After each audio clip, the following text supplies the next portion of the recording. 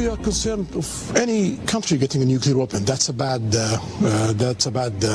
move, and you don't need to get a nuclear weapon because you cannot use it. Even if Iran gets a nuclear weapon, any country use a nuclear weapon, that means they are having a war with the rest of the world.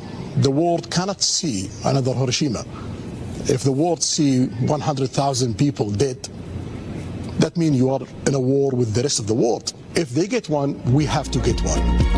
वली अहद शहजादा मोहम्मद बिन सलमान ने कहा, अगर Iran ने atom bomb बनाया तो हम भी बनाएंगे। मोहम्मद बिन सलमान ने एक अमरीकी टेलीविजन को इंटरव्यू में कहा, जब कोई भी मुल्क जौहरी हथियार हासिल करता है तो सऊदी अरब को तशवीश होती है, ताहम हमारा मानना ये है कि कोई भी जौहरी हथियार इस्तेमाल नहीं करेगा, क्योंकि इसका मतलब बाकी दुनिया के साथ जंग शुरू करना होगा। हम इसराइल के साथ ताल्लुकात को मामूल पर लाने के बहुत करीब हैं। कहा, मसला फ़लस्तीन हमारे लिए बहुत आम है, हम इसका हल चाहते हैं।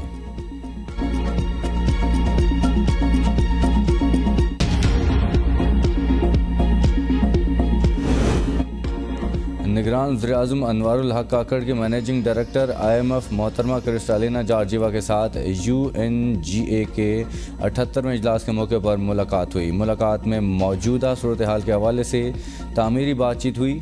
पाकिस्तान में माशी इस्तेहकाम और तरक्की को फ़रोग़ देने के लिए बाहमी अज़्म को बढ़ाने पर जोर दिया गया।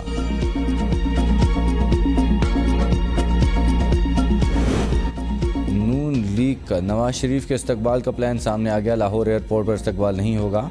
नवाज शरीफ मीनार पाकिस्तान पर जलसा करेंगे। जावेद लतीफ़ कहते हैं, हम नहीं चाहते हैं कि हमारे जुलूस से लोगों को परेशानी का सामना करना पड़े। अक्टूबर में शादियों का भी सीज़न होता है, वो लोग भी परेशान होंगे, इसलिए हम लोगों को एयरपोर्ट आने का नहीं कहेंगे।